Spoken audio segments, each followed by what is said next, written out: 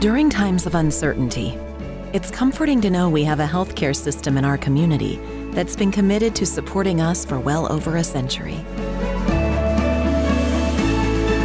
In this current time, we are standing together, and our bond is stronger than ever. KDMC, caring for our community like no one else can.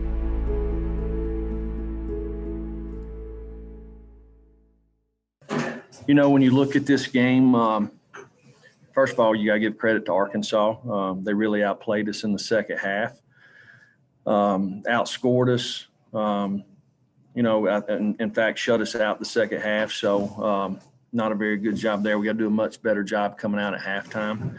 But if you look at this game, to me, there's lots of things that we've got to do, obviously, to correct. The first thing is we got to play a lot cleaner game. All right, and that starts with me, starts with the coaching staff, and we didn't play very good the second half at times.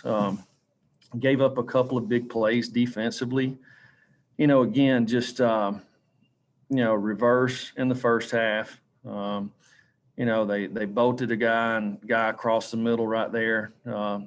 Again in the first half. 16 catches the ball down the sideline on a busted play when they had all day because we don't rush. Our outside backer doesn't rush there. So the quarterback held the ball for a long time, but you still should be able to match the patterns there.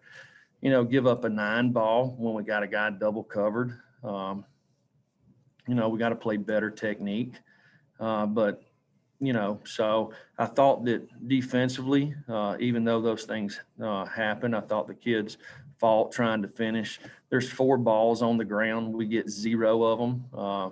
And then offensively, first half we controlled the ball, knocking them off. But, there's 2 or 3 plays in the first half where we don't do very well on first down, whether it's not blocking the right guy or not finishing on a guy where we end up having to kick field goals. If we just stay on the guy, we got a chance to end up with 21 points instead of 13. So you got to score touchdowns when you get down there close, and we didn't do that.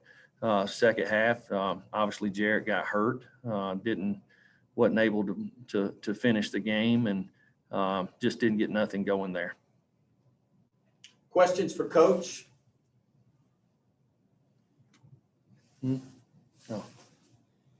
Questions for Coach. We'll start with Vince Farrar, and then we'll go to Austin Price. Jeremy, can you take us through your decision not to kick the field goal there with about 5 minutes to go, down 11, which could have got you guys to within 8? We wasn't close enough. Didn't feel like. So, we felt like we had a good play there and just didn't get it done. Austin Price. Jeremy, what did you see out of Harrison there in the last, 10 minutes or so when he was able to get in the game? I know you used him a lot just to hand off, but did he show you anything that you can feel some positives coming out of this? I mean, we're running 4 verticals and they're dropping 8, and he didn't really try to force the ball. He took check downs, down the field, but based off the time there, he was going to have to probably force one in there. But it's something that he can learn from. We'll go to David Oven, then David Pascal. Yeah, Jeremy, what sort of influenced you to make that change to Harrison, and then also what is Jarrett's prognosis moving forward?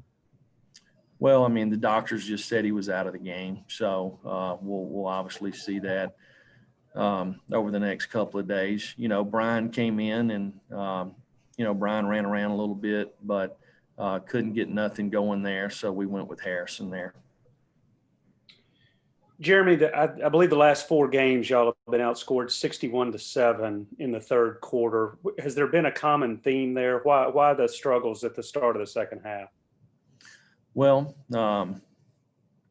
just looking back, obviously when you have an off week, you go back and do a lot of quality control, right? Just trying to figure out, it seems to me that we've had more penalties in the third quarter. We've had more turnovers in the third quarter. And then that's from an offensive standpoint. And tonight we got a penalty the first time we got the ball that puts us in, I believe it was second and 15 or second and 20, one of those two. And then we punt the ball where, it's a 4th and 4, 4th and 5. We made up the yards to gain, but just can't shoot ourselves in the foot there. And we've done that several times. And it was a motion penalty. So that's one of the big things. And then tonight you look at it defensively, just 2 explosive plays, so throwing the ball. They did put it together a really good drive there to start the third quarter there, running some hat plays and getting the tight end inside on our backers there. So we'll have to go back and look at it and fix it. Are you worried there could be any mental carryover, that they could be tentative coming out of the halftime locker room given what's transpired? No, I don't think so. I think one thing that our players know is we have a lot of smart guys, right? And when we make mistakes, they can recognize it.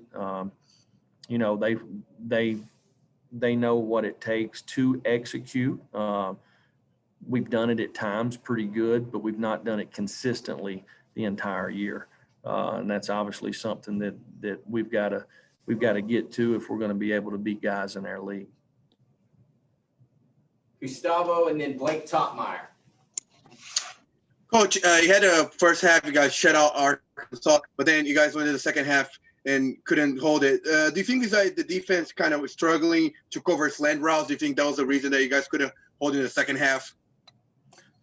Well, no. The 70-yard play was a 9 route when they outside release us over there. And then the other play that 16 caught coming back across was just a scramble play where you ran out the backside, and we should have had a backside safety back there, but we didn't. So, that's 140 yards on 2 plays and basically set up 2 scores, and they had 1 drive there to start the quarter. Blake? Yeah, Jeremy, we didn't see much of Ty Chandler tonight. Is there something affecting him? And then why didn't Alante and Schamberger travel today? Alante's been hurt pretty much the entire year. He pulled his hamstring back in fall camp, and he's worked really hard. I know he's frustrated trying to get to where he can play full speed. Schamberger just didn't make the trip, and Ty's been he hurt his ankle obviously in the last game and just hadn't got over it. And then, with the situation here, 4 losses in a row, and do you have a sense for kind of where your team is at mentally right now? Do you have a read on that? Well, I just talked to him, and I told him, I said, I'm not discouraged. I'm not disappointed with where we're at. I'm pissed off where we're at, obviously.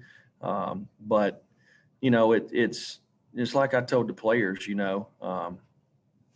I've been a part of really good programs. I know how to get there. And we have to learn to play at a higher level on Saturdays. So when I got the tight end to the flat, I got to take the tight end to the flat. Okay. When we're playing 2 trap and they throw a ball out in the flat, they shouldn't be able to catch the ball. If I'm supposed to poach on the backside on a post, we've got to be there. If I got 4 and first crosser, I've got to be there. Just the execution part is not where it's at, which is my fault. It's not the players. It's my fault. And we've got to work hard to get them there, so, and the guys understand that. I really like the character of the people in our room. But we've got to be able to execute at a higher level if we want to finish the way we want to finish. We'll go to Gentry Estes, then Trey Wallace. Yeah, Jeremy, kind of piggybacking on that. I know last season's team, improved a good bit as it went. You talked a lot about that at the time. Have you gotten the sense there's been improvement with this group the way you would have liked it? Well, there's certain areas that that have improved. I mean, we've got some guys that if you just look at our team, you know, on the defensive side, we've had guys that have battled injuries in and out all year, and maybe they hadn't played their best ball, but in my opinion, a lot of it is because of time loss. You know, it's been an unusual year for some of these guys. That's why I'm not discouraged. I know we've got guys that's got good character, got good ability, and maybe we hadn't played our best. Maybe we hadn't coached our best, right? But I believe in these guys, and we'll get it fixed. You know, we got a young football team. If you look at our team, there's very few of them that's been through a spring football practice, right? So they've got a lot to learn, and we've got to perform a little better. Jeremy, the decision to not bring JT Shrout to Fayetteville, was that something y'all have just worked on the last couple of weeks and kind of made a decision to just bring 3 quarterbacks compared to earlier in the season? No, we had a couple of guys that we didn't know whether or not we were going to be able to bring them. Ty Chandler being one, Alante Taylor, Brent Samaglia has been, you know, kind of nursing a sore leg there. So just trying to figure out the 70 and getting the right numbers. That was one of the reasons we did that. Coach has got time for a couple more. We'll go to Ryan Cruz, then Jimmy Himes. So looking at the stats, rushing obviously outweighed passing by a factor of 50 to 21. Was that more a factor of reliance on the running game or lack of trust in the quarterback position or the receiving game? Yeah, well, I think it's a lot. Number one, we feel like that's probably a strength of our team is our O-line. Another thing is the way Arkansas has played defensively this year. They've done a lot of 8 drops, a lot of zone drops, and you know, just not having a lot of holes there. I think we had a really good game plan the first half. You know, first half it's 13-0 on both sides of the ball. I think our execution was a little higher. You know, so second half got to make some adjustments. We got to be more aggressive throwing the ball down the field. I think we've got some weapons out there. You know, Jarrett got hurt and got a new guy in there and really just didn't ever get in a rhythm offensively the second half. Jimmy, sorry if you were asked this. You were down 11 and you had an opportunity to kick about a 42-yard field goal. You went for it there. Did you consider the field goal at that point? Well, I felt like we were at a good spot, Jimmy. But you know, to get the first down, we knew that we needed 2 scores. You know, it's 3rd and 3 or 4th and 3 there, I guess is what it was. So, and again, I know Samaglia had made a couple there, but again, he was kind of a game time decision there, and just felt like that was probably the best spot at the time. And also, just talk a little bit about how you did run the football and control the clock in the first half. Did the game plan go as you had designed in those first 30 minutes? Yeah, I felt like we'd done a nice job offensively, you know, controlling the clock. But there was several plays out there that we just didn't finish blocks on, and you know, it was that got us into 3rd and 6s and 3rd and 5s. That I felt like if it was 3rd and 1s or 2s, you got a higher probability of converting. So obviously we've got to fix that.